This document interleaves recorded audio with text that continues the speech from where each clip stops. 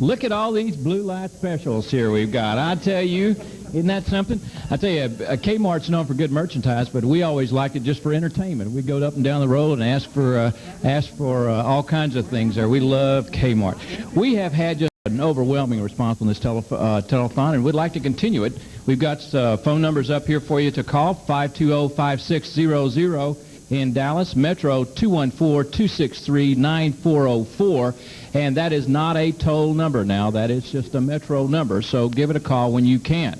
We've got some pledges we'd like to read for you. Meredith Boatwright gave us $5. She lives in Arlington. Donna Carper gave us $25 from Garland. Boy, listen to those phones ring. This is getting good. Shirley Burrett from Dallas gave us $50. Thank you, Shirley. Gail and Jack Sukrug gave us $25 from Flower Mound. And finally, Sheila Rose from Arlington gave us $5 and urges all the other 5Us in the area to pledge too. This has been a really wonderful experience for us to help the children's hospitals. The children's hospitals, you know, are a unique hospital. They're a little bit different from an adult hospital. You just don't miniaturize things. There are things that are very special for children. Would you pick up that phone now if you or your children have been helped by a children's hospital this last year? Call 520-5600 here in Dallas or Metro 214-263-9404, and we'll take your pledge right here at the Kmart Volunteers for the Children's Telethon Network. Now we'd like to throw it to Bob for an interview. Bob?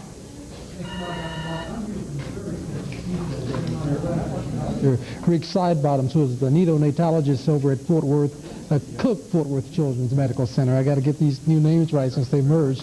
But you're also in charge of special care, intensive care at Cook, right? We have a neonatal intensive care unit that I work in and in charge of, yes.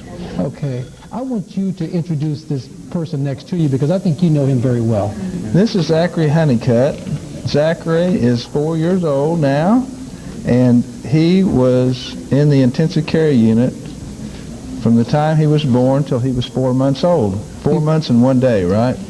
Okay, I bet he probably knows that as well as you do. But before we go any further with Zach, I want to go back to shortly after he was born and show some photographs of him, because I think we'll get an idea of what we're talking about.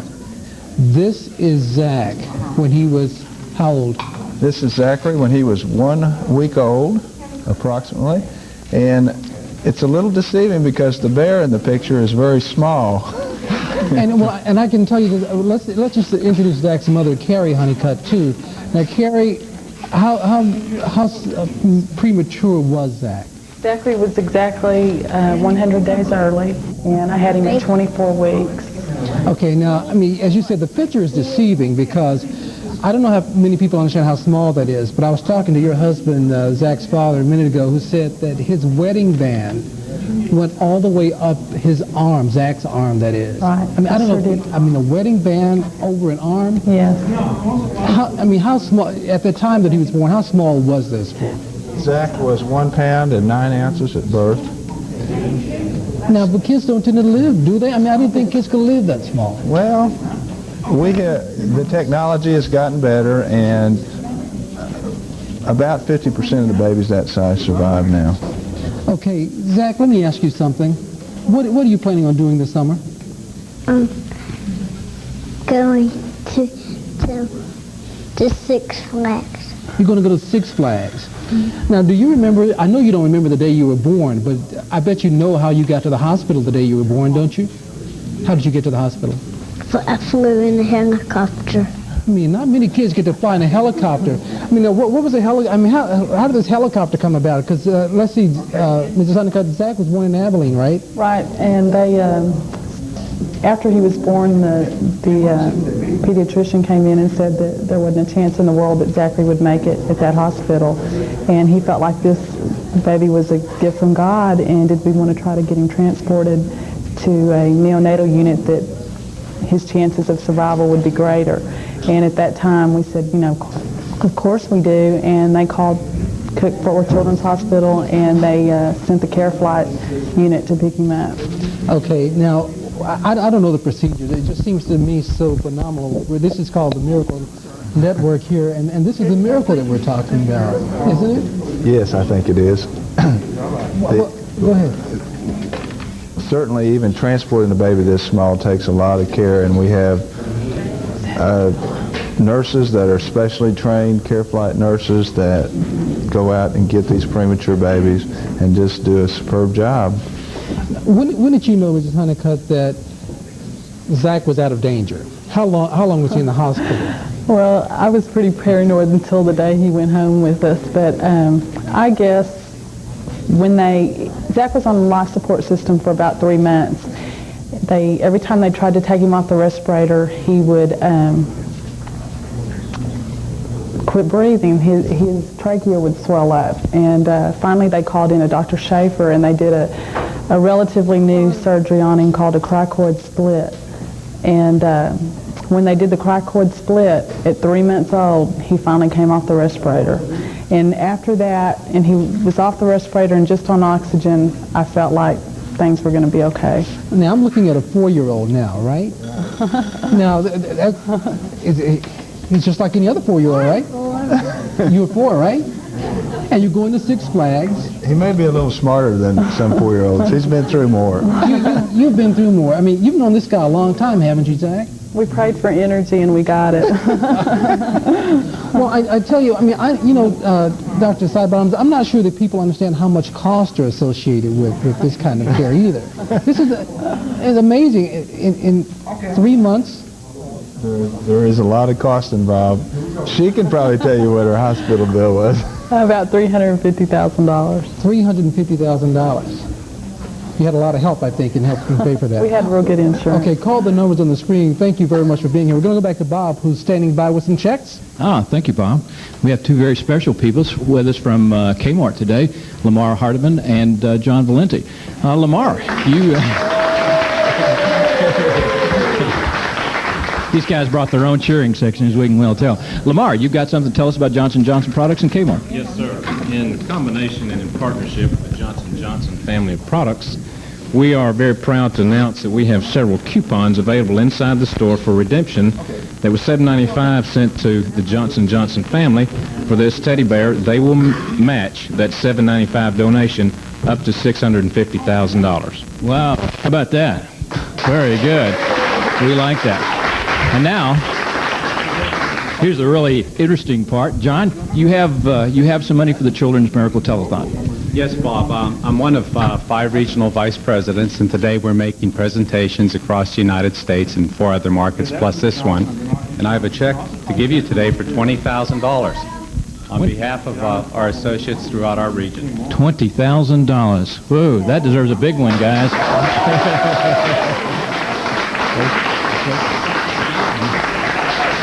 And now if we could get those phones ringing, we could even add to that total. Oh, wait a minute. We need him to keep on with the telethon here. Let's make those phones, gentlemen and ladies.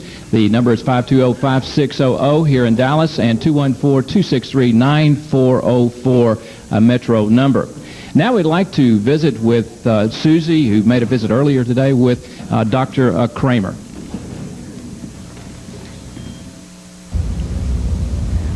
If you've driven around University of Texas at Southwestern, you've seen a lot of changes in the Dallas area. You've seen it grow and expand, and the buildings kind of run together, and you wonder what goes on in there. One of the things that hasn't changed, at least not since 1960, is a man who is so familiar to this campus, and if you're a mom, probably to you, and if you're a mother who's probably experienced cystic fibrosis, you know Dr. Bob Kramer. Dr. Bob Kramer probably has done more for as many kids in this area as anybody I know, and people kind of talk about you like you're bigger than life, if you know what I mean. That's a big responsibility. You're right. How'd you get that? Why'd you want that responsibility? That's interesting because when I was first in Dallas, I had my heart set on being a pediatric cardiologist, and we didn't need any more in the faculty back in 1960. So I stayed in the chest and went from the heart to the lungs and took a fellowship in pediatric pulmonology and returned to Dallas from the Navy in 1963 to start the Cystic Fibrosis Care Teaching and Research Center here at our medical school. There was nothing set up for cystic fibrosis. We didn't know very much about it. No, that's true. What do we know more about it now in these years, Well, almost 30 years? Well, we've learned a tremendous amount, but with any disease that still eludes detection, the more we learn, the less we really know.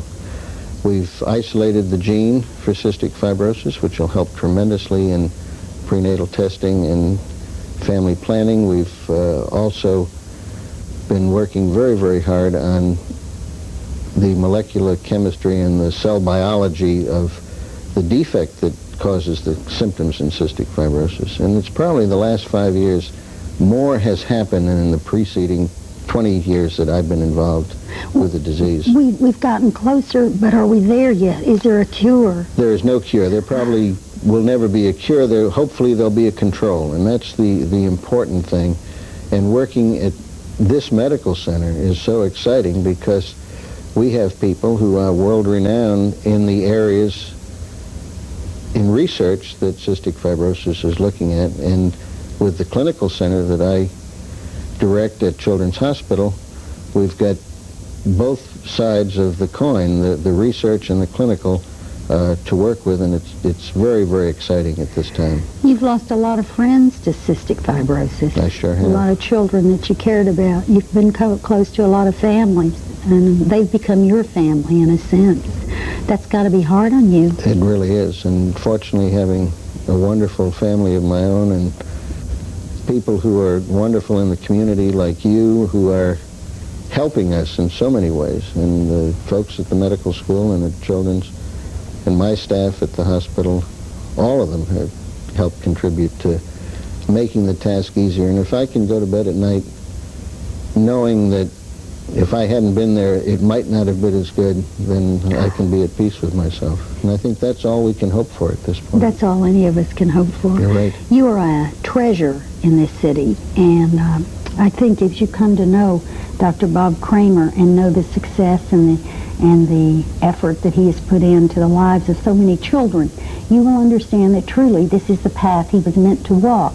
You and I probably will never make a contribution like he has, but in some way we can make a small contribution. We can see that his work is carried on here at UT at Southwestern.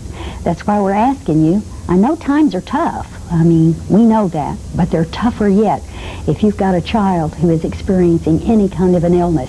So we ask that maybe you pick up the phone and call us, and later on we'll introduce you to more wonderful people like you just met, Dr. Bob Kramer. We'll be back. Well, it was good to be back. It's those facilities that Dr. Kramer and the other physicians work out of, in part, are paid for by the funds that are brought during this telethon. So keep those phones ringing, and we have some corporate sponsors that are helping us even more. Lynette Pierce is from the Eveready Battery Company. Lynette, you have something for us today. I sure do. Eveready and our super heavy-duty batteries this past quarter had a promotion which tied in with the Children's Miracle Network. And many of the major retailers in the Dallas-Fort Worth area participated, and we have a check to give for $5,150.07. Wow, $5,000. A round of applause, guys. Thank the Eveready Corporation very much. And Keith Johnson. Keith, you represent Kimberly Clark. Yes, sir, sure do. I'd just like to say that Kimberly Clark is a proud sponsor of the Children's Miracle Network, and we're very fortunate to be here today. And a lot of people know Kimberly Clark, but they don't know the products. It's the Huggies diapers and also the Kleenex facial tissue. So, but in today's paper, you'll find a coupon for these products, and for each coupon which is redeemed, Kimberly Clark will donate 25 cents, and also local retailers which promote our ads will also donate some monies for the Children's Miracle Network. But today we have a check in the amount of $8,306.52 from Kimberly Clark. Wow. Well, Keith, we want to thank very much Kimberly Clark. And now Bob, Ray, and Susie have something from the phone bank. Oh, hey, listen, we over here trying to talk to somebody. You know, we could be talking to them if they were on the phone. I know that, but so why? I mean, all right, stand up. Everybody stand up. Hup, ho, ho. Right.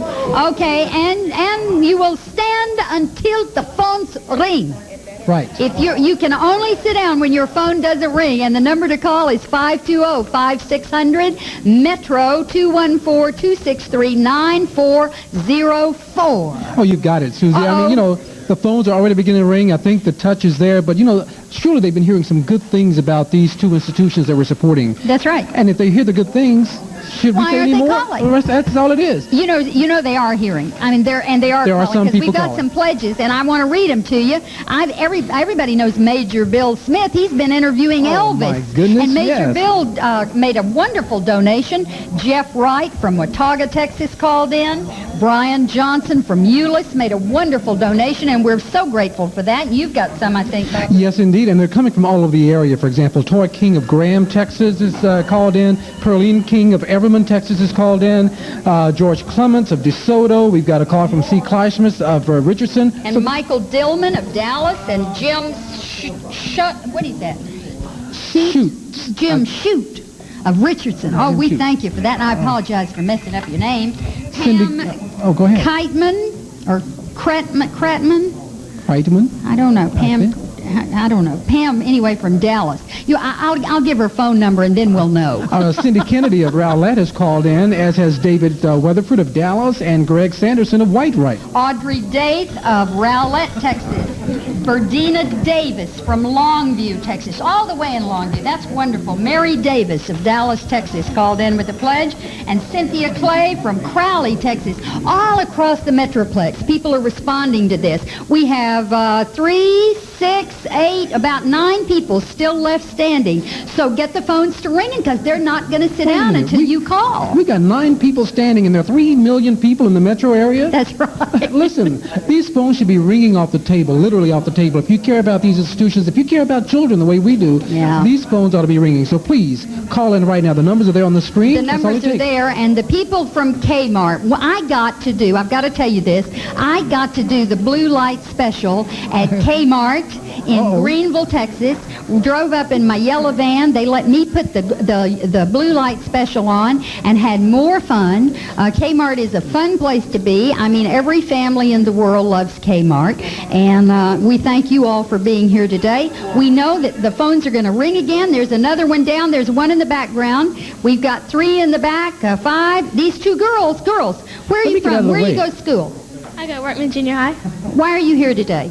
I want to help my community. Ah, that's neat. Do you know any kids that have ever needed to go to the hospital? Have you ever been to the hospital? I haven't, but I have some friends that have. It's pretty important then to know that help is there. Yes, ma'am. There's your phone. There's your phone. Oh, listen, wait a minute. Let me go over here. Hi, what's your name? Woody. What? Wesley. How old are you, Wesley? 7. 7 years old? Listen, did you make that dog that balloon? Hold that balloon up, and why don't you tell people to get your phone to ring? Come to call.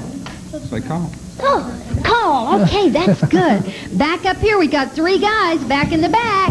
Everybody, maybe you know a friend. Maybe somebody wants to call. Ask a friend out there to call. We need our shoppers from Kmart and Irving to give us a call. That's great. Let me hear it from you, How about someone from Richardson to call? Richardson, Texas, and Jackie. How about from Fort Worth, 4259? People out there, give us a call. You know, all of this is involved in getting you involved in this thing that we are doing for kids. And it is so important that you pick up the phone. I know you know that it's 10 minutes of 6. We're going off the air at 8 o'clock, and a lot of you think, let's just wait till it's almost time, and then we'll make our call. We need it now. We need to get the tote up, and we want you to call. Right now, I guess we've got some more money, and we're going to Dr. Bob, who's going to accept the money graciously. Well, we're going to talk to some people anyway. Kmart, in addition to just saying they have customer service and customer care, have given us 2 lovely ladies to talk with today. Ms. Annie Bartow. Annie Bartow. Nice being here. We're always happy to be involved in community services. Now, wait a minute. Now, where is your blue T-shirt today? Oh, well, I do have one. And we also have Miss Edna Pemberton. Miss Pemberton is with Kmart, and Miss Pemberton is a very special lady that we'd like to introduce you to today. Miss Pemberton has been very active in our foster care program. Miss Pemberton, you have actually had more than 1 or 2 foster children. Is that correct? Yes, I had 6 at one time. 6. Tell me about it. Okay, what happened was my sister passed, living in Chicago, and I was on my way out. In fact, I went to Chicago to go on a vacation to rest, and I saw these 6 kids, and I asked them, I said, what's going to happen to them? They said they're going to go into a foster home. Well, my mother died when I was born, so therefore, I'm the youngest of 9, and I just did not want to see time repeat itself. I was not raised with my brothers and sisters, so therefore, I went to the social service, and I asked them, what would it take for me to take these 6 kids home with me? And the lady looked at me like you're looking at me, and she says, you already have 4. I said, We're talking about a vacation here, you know, a vacation. She's already got 4 children. Now she's about to pick up 6 more. This is like a Chevy Chase story here. and it's for real. So she looked at me, and she said, you're talking about a total of 10. I said, yes. I said, with 4 or 6 more, just won't do any harm. I said, but I did not want to see my nieces and nephews raised in a foster home like I was. And therefore, we raised them. They're still with me now. And so at one time, we had 10 kids in the house. Where did they all sleep? Well, you know, that's kind of exciting because I called a friend of mine after we talked about it. My husband came back. He says, what about beds, baby? I said, beds? I hadn't thought about that. So my husband was policeman. So we called the police department and told them what we had done. And I think after the chief fainted and got back up, we came back home. There were 6 beds there. They brought us 6 beds. They gave us a baby shower. And not only did they give showers and gifts for my 6 nieces and nephews that we adopted, but also they gave showers and gifts for my kids. So we had a pretty big shower. Well, you've been involved with the care of many more foster children than just your own and those 6. Can you tell us about the rest of them? Oh, yes. I think approximately about 32 to 37 kids we've had periodically times at our home. Just recently, a young lady came who had been put out by her parents and drugs, and someone brought her up to Kmart store and said, we have a young lady here. What can you do for her? I said, well, right now I'm here at work. I said, I tell you what, let me call my daughter Jean. So I called Jean at home, and I said, I have a young lady who's coming to the house, need you to help out. And Jean met her, we took care of her, cleaned her up, and she stayed with us for about 6 or 7 months. And we took care of her, and one of the things we found out in working with people, it's not so much as the work that you do immediately, it's the follow-up work. And so that's what we're doing now. We're doing the follow-up maintenance work and letting her know that to be proud of herself and that we love her and that the whole community cares about what's going to happen to her future. Well, I'll tell you, Kmart has a reputation for customer care, but that's almost more care than we could ever think about. Ms. Pemberton, do you have any advice for anybody that's thinking about foster children or foster homes in general? Oh, yes, definitely. I'm part of the advisory board for foster care, and I'm just saying there's so many kids out there that need you, regardless of what age, and they just need you. And if you have a home, if you have a spot, even if it's for a weekend, you know, we have foster parent grandparents, we have weekenders. If you have just a little time, an hour or a day or a month, or if you're thinking about that little special emptiness in your life, this is a grand time on a day like today to make a decision on taking in a foster care kid. And Dr. Bob, I don't want to interrupt, but I think there may be something that I think both Edna and Annie, you particularly, are going to like. We received a call from a fellow by the name of Robert Barty. Yes, that's my son. That's your son, and he pledged $5. All right. Isn't that great? Great. So we just say to Robert, thank you, and thanks for letting your mom come and be with us. And to you, Edna, for all your wonderful work and for being such an inspiration to those of us who don't quite take the time and the care that you do. You've been an inspiration and maybe a motivator to some of us to do a little bit more. Okay, we're going to go see what the tote is.'re going to the tote board, and let's see how much money we've got before this next 2 hours is over. Here it comes right now. Oh, $238,441.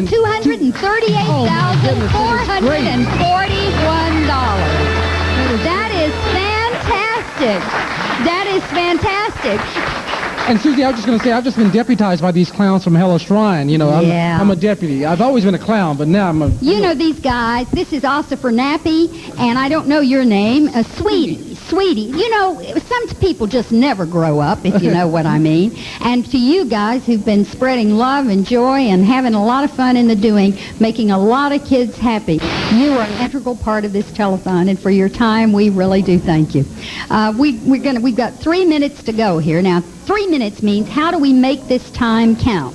What can we say, Bob Ray? Well, we can say 2 or 3 things. You know, I've been hearing all these great stories about, you know, kids who are in need. I got my own story about Cook's Forward Children. My son just had an operation over there 2 weeks ago, and I tell you, I mean, it's amazing. I mean, it wasn't, you know, of course, the doctor's going to see him a lot. He's already said that. I mean, this kid just does things to himself. So we got our own little room over there at Cook's every weekend. When the kid does something strange, we go over there. Was it an accident? It was an accident. He knocked his thumb out of place, and they couldn't get it back in, so he had to have surgery. But the great thing that they do, Susie, they take the kids in there for a while before they have the surgery, and you go over for a day, you get to meet all the staff, and you get to play, and you get to see other children who are having fun. And by the time they go in for surgery, it's no big deal. You know, I mean, and this kid is, he loves everybody over there. So we had to go back every now and then. Did they take him in the red wagon? Oh, he had to be in the red wagon. Can you imagine? Now think about this. Supposing you're going in for a gallbladder removal, wouldn't it be more fun if you got to go in riding in a little red wagon? Wouldn't you feel better about that? Yes. Yeah. And to get a popsicle after surgery. That's always great. Listen, we're talking about people who care about children. That's what everybody hears about. That's what the corporations are about. That's what these people answering the phone are about. That's what you are about. If you call in right now, the numbers on the screen, we just got to get these phones ringing a lot more. And I think if there has been one thing today that has been brought out, that was with the interview that we did with Shields and Karen Jones or Deborah Jones, and that was the fact that their daughter, when she was born, they felt everything was fine, and they used to watch telethons and say, "Oh well, gosh, they help other people." Bam! One day at 8 months old, the child had to have a heart transplant. So now all of a sudden that telethon and that extra money has real meaning in the lives of the Joneses. We never know when something is going to happen. God willing, we be prepared. God willing also that we have people like the people at University of Texas Southwestern and the Cook Fort Worth Children's Medical Center, because without them, I'll tell you, we would be lost. You're right. Just consider 30,000 kids a year going through Cook's Fort Worth alone. Consider all the research that's going on, so that some things that kids would have lived with, just a few years ago, they're now being saved because of all that great research. That's what this telethon is all about. And we really need to hear from you. We know that it's not a good time. I mean, gosh, in this area, everybody's saying, times are tough, times are bad. Well, yeah, so they are. But we can always find a little more. Yeah, I mean, just think of what you spend $25 on during a weekend. That's what we're asking for, $25. Snickers. I spent it on Snickers. Yeah, you were looking for something sweet a minute ago.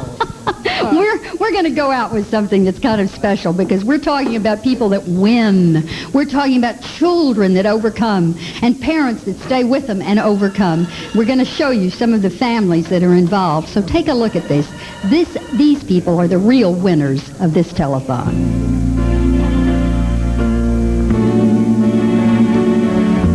TV, Dallas, Fort Worth, Denton.